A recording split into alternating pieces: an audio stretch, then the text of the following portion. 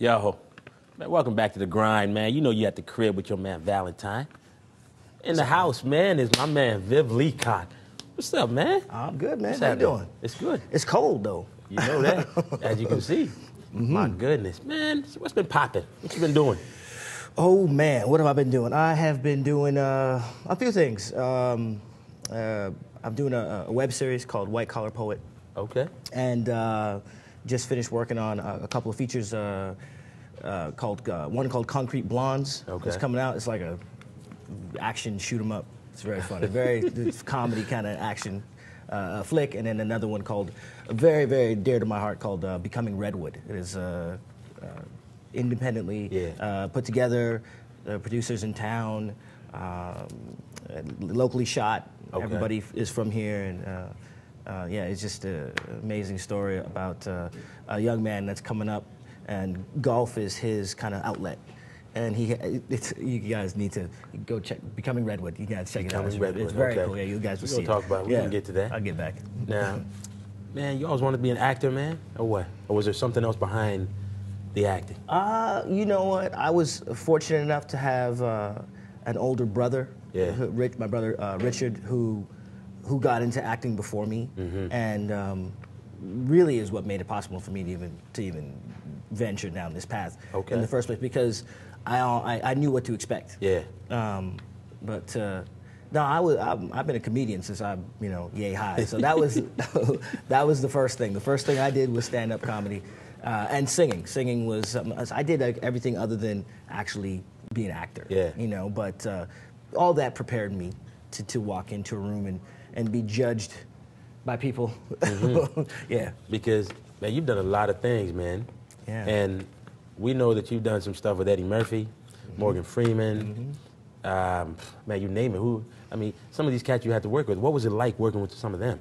Well, I mean, like I said, comedian first. So working with Eddie Murphy that was the greatest thing that's happened to me as far as being an actor. Right. It was like you think about wanting to work with an idol, and I mean, and if it happens, cool. But for the most part, someone like an Eddie Murphy, that's almost an unattainable type of situation, especially being here. Exactly. But just so happens that the movie that we shot, I Spy, was coming here. Yeah. And I was like beside myself because I have to be on this film, and yeah, I told my agent, I was like, I don't care what I have to play on this movie, I'm going to be in this movie. Okay. Fortunately, there was a part in it. There was 2 parts in it for his assistants in the movie, and myself and my brother both auditioned and got the parts successfully. But working with him was amazing because you get to see, like, literally, Eddie Murphy is a genius. His mind works so fast that he always, with every take, he always had something waiting. Right. No take was the same. Okay. It was always different, and that taught me a lot. He taught me a lot about when you're the #1 person on the cast list, you have to conserve your energy. You can't you cannot try to do it all, because 15, 16-hour days for 4 or 5 months, it's crazy. Man, now, did you always want them?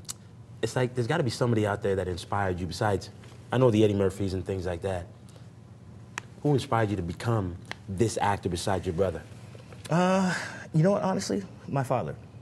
My father is one of the greatest storytellers I've ever met. Yeah. The greatest stories, true or false. He's one of the best storytellers I've ever met, and it was.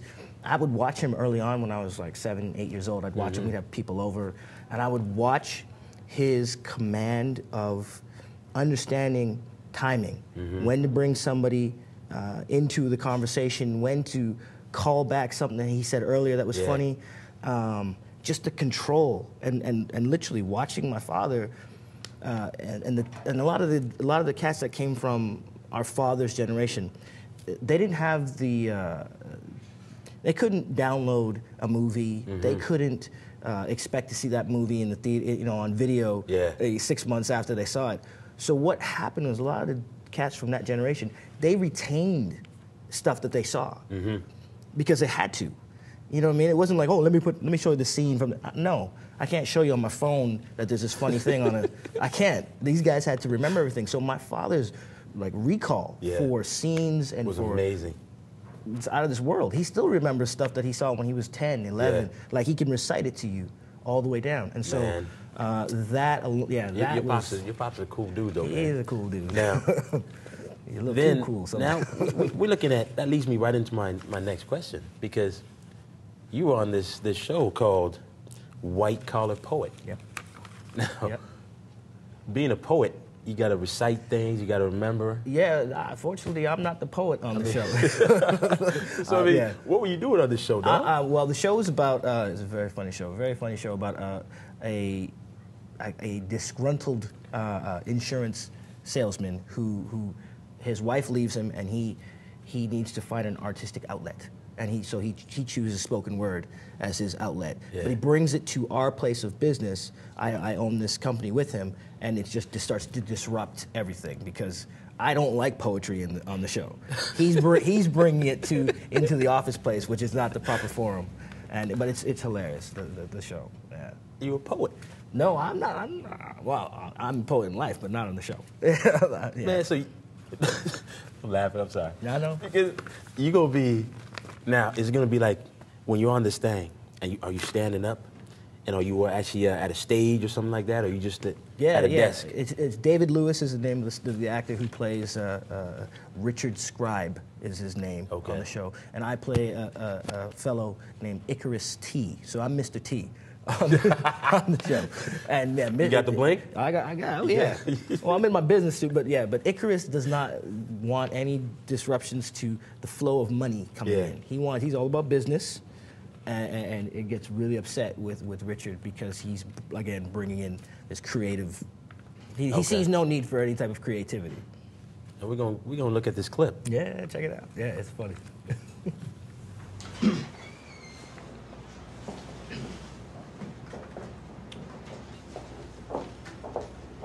My name is Icarus T, but everyone around here calls me Mr. T.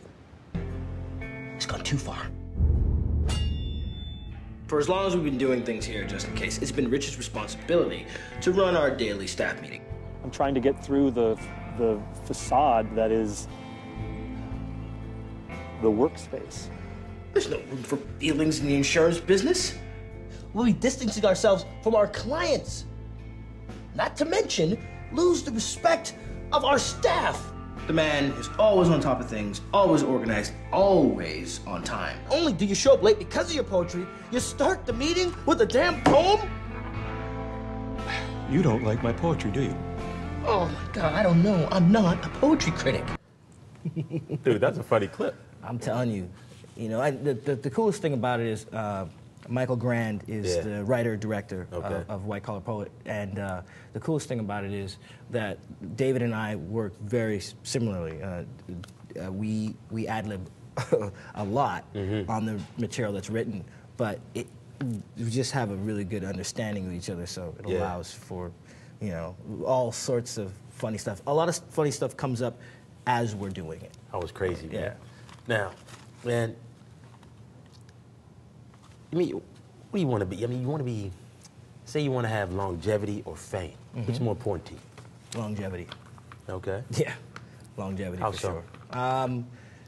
Fame could be gone tomorrow. Yeah.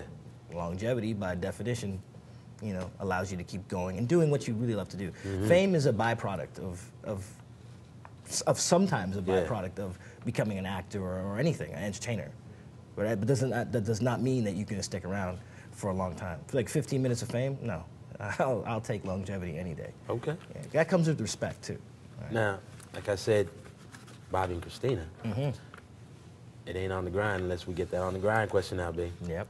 So, all the young cats out there, man, struggling, grinding it out, not getting any love from any auditions or anything like that. Right. I mean, what can you tell them to stay on the grind, yo, and be inspired? I say, first, you gotta be ready. If you are ready, be ready so you don't have to, you know, you stay ready, so you don't have to get ready. Right. You don't know when opportunity is going to come knocking at the door. Okay. And so, and by staying ready, I mean stay training. Right. Stay training, stay in shape, stay focused. Like everything you do for you, it has to be for your career. Okay. You know? Man, this is my man, Viv Leacock, actor extraordinaire, y'all. It's your man, Valentine.